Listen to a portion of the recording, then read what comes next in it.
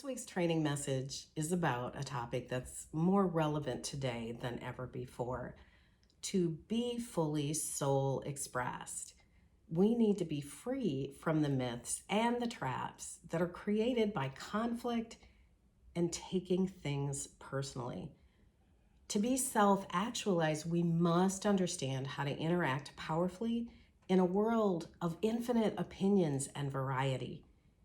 If we can understand the source of our own emotional responses without feeling threatened or making other people wrong or making ourselves wrong, we can shine our individual lights in the way that we truly desire. So in this video message, you'll discover how to be free and at peace as you interact with others, regardless of who you're working with or related to. Plus, you'll learn the crucial shift required to be free from conflict and taking things personally. So let's do this.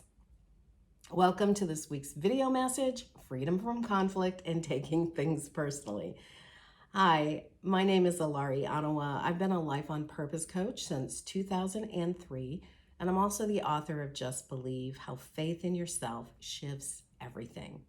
Welcome to this week's training for being the most fulfilled you. So, when was the last time that you took something personally? Do you ever replay events in your head and then get mad or insulted by something that someone said? Well, you're going to love this week's training, so let's dive in.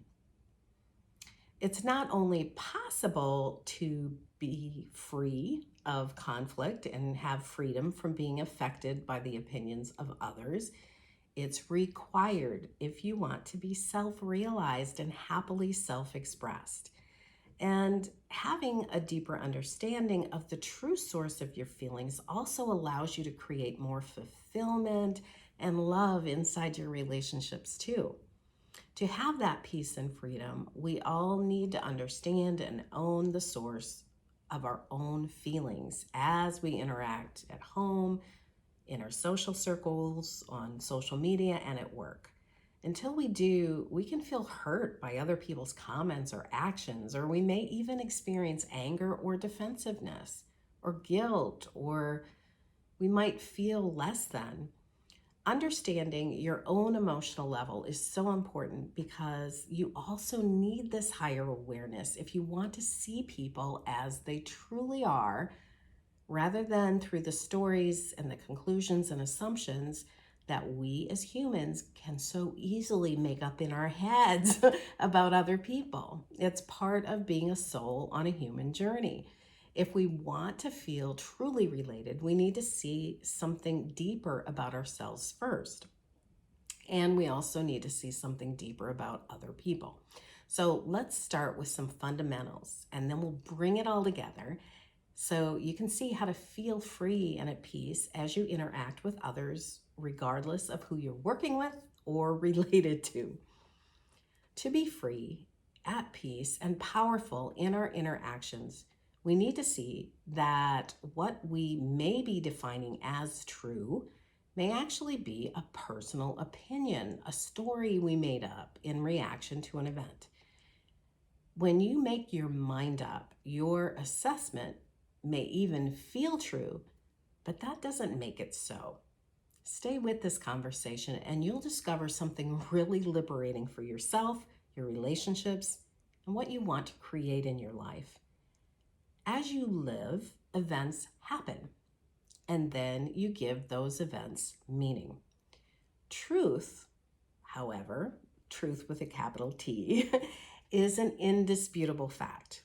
Truth is the something that happened, the event without any suppositions, conclusions, or opinions added. Truth exists whether we believe it or not. Stories, on the other hand, are the conclusions that we draw about ourselves or others, which may or may not be true. Yet we can operate from truth, stories, or the meaning we create as if it's all true, even when it's just an opinion or a supposition. This is crucial to see because you create all your life experiences through your vantage point, including how you relate to and see others. So, to create more fulfilling relationships, you must remember who you truly are, the one creating the lens through which you view the world, yourself, and other people. You are the one creating through your vantage point. This is what life is done through you rather than to you means. There's you, there's the event, and then there's what you make it all mean. As you see this, you can separate your identity from your vantage point. This is so important because it allows you to transcend your personal point of view so you can see the higher truth in every situation. Said another way, you are not your vantage point. You are the one choosing the vantage point. Getting this allows you to transcend the need to defend or withdraw because you are no longer impacted by the opinions of others. You see what is really creating your life experience, and that is always the meaning that you place on life events. And you have 100% control over that. This is where ultimate peace and freedom come in. This is a life skill that I help my clients master because it's so important to your happiness and to your ability to show up as the best version of yourself and for you to create the life that you truly want to live. And when you show up from this higher understanding, you can create what you want in life without being stopped or getting stuck in unwanted experiences. How you feel is always a direct result of the meaning that you are placing on life events. How you feel is never about the external condition, the people, actions, comments, or events themselves. How you feel is always 100% of the time about the meaning you place on the conditions, people, actions, comments, or events that you're observing. For example, if you make someone's comment mean they don't care about you, you'll feel some version of hurt, anger, defensiveness, or disappointment. You'll also start to see, expect, hear, and relate to them in that way. Even though that opinion or story may not even be true, keep telling that story and you will come to resent them. That is a natural progression of the story you're telling yourself. But how you feel is not created by another's comment or behavior. How you feel and how you see a person is created by the meaning placed on the comment.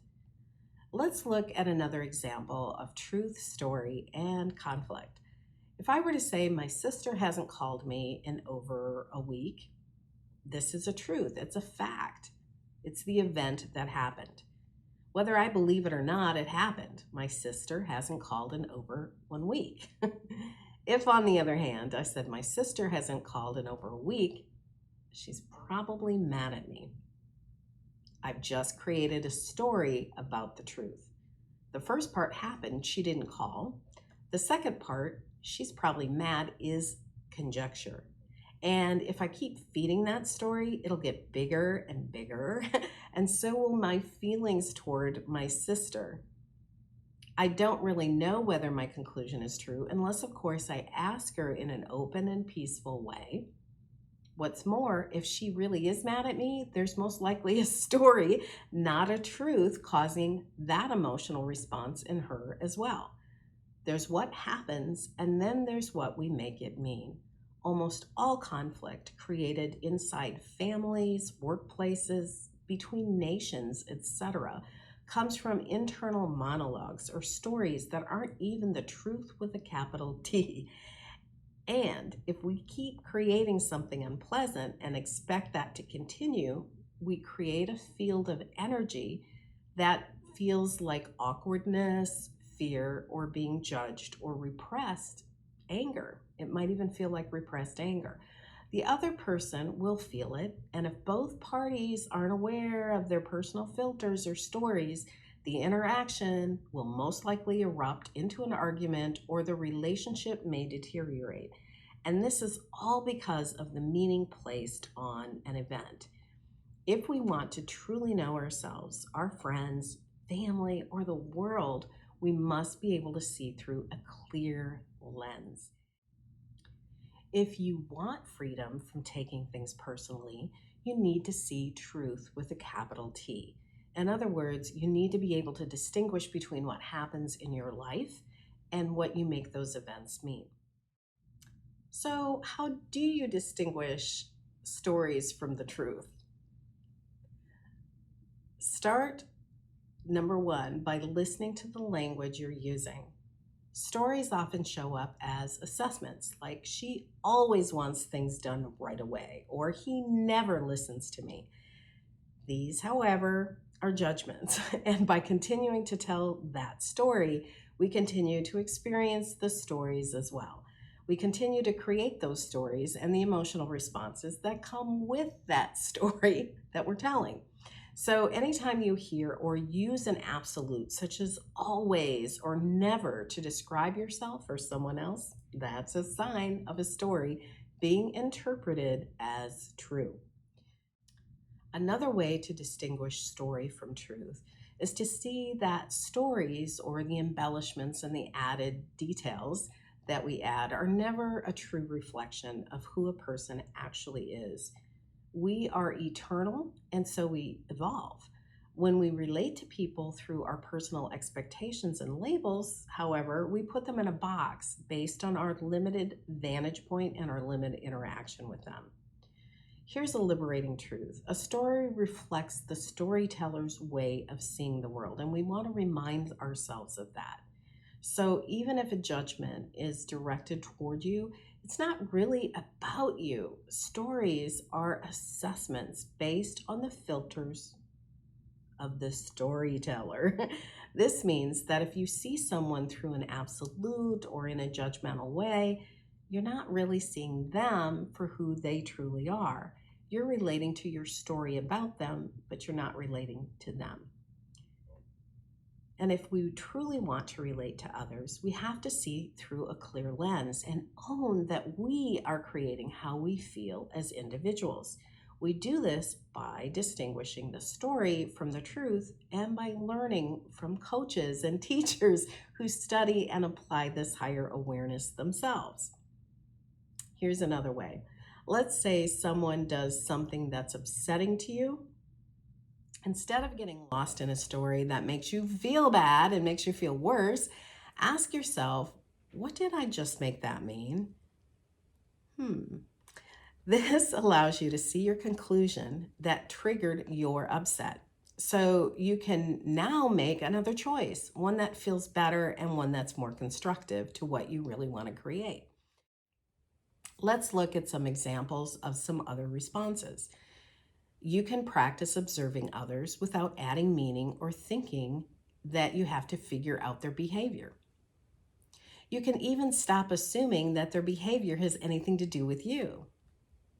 You can also choose another vantage point, one that uplifts and inspires you. And you can find more powerful tools in Chapter 4, Truth and Stories, in my book, Just Believe How Faith in Yourself Shifts Everything. You'll find it on Amazon, and I'll include the link below this video.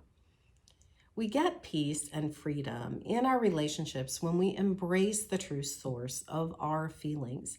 We give up control over our emotional well-being if we blame others for how we feel.